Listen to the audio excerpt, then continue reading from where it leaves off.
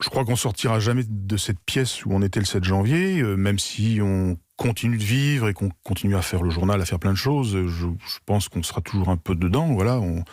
Ne serait-ce que peut-être qu'on n'a pas envie d'abandonner ceux qui étaient là avec nous, autour de nous. C'est difficile de quitter cet endroit et de les quitter, en fait. Oui, ils sont presque à chaque pas, évidemment, ils vous hantent, ceux qui ont disparu. Mais heureusement pour vous, il y a un journal à sortir. Ben oui, tous les mercredis.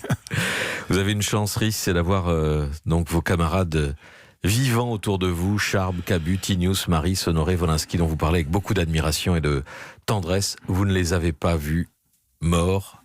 En sortant de la pièce, vous avez fait ce que ne fait jamais un dessinateur. Vous avez détourné le regard. J'avais compris ce qui s'était passé et je crois que voir ce spectacle, ça ne m'aurait rien apporté de plus. Et voilà, je voulais...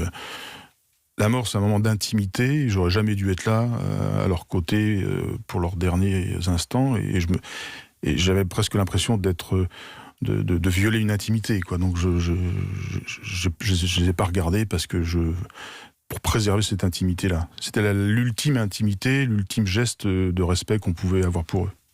Du coup, vous ne vous les représentez jamais morts, ils sont vivants, parfois dans vos rêves. Mais bien sûr, et moi je les entends toujours, je les vois parler, voilà, je les entends rire, et on en discutait avec d'autres personnes du journal qui étaient là le 7 janvier, ils sont toujours un peu avec nous.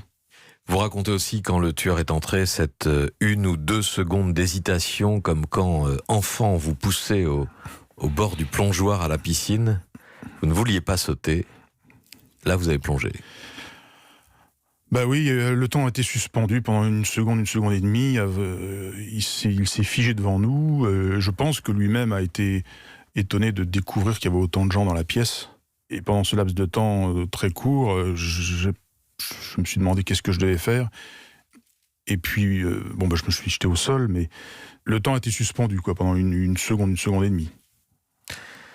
Une balle, une seule balle. Une seule. Vous a broyé l'épaule en 1000 morceaux comme...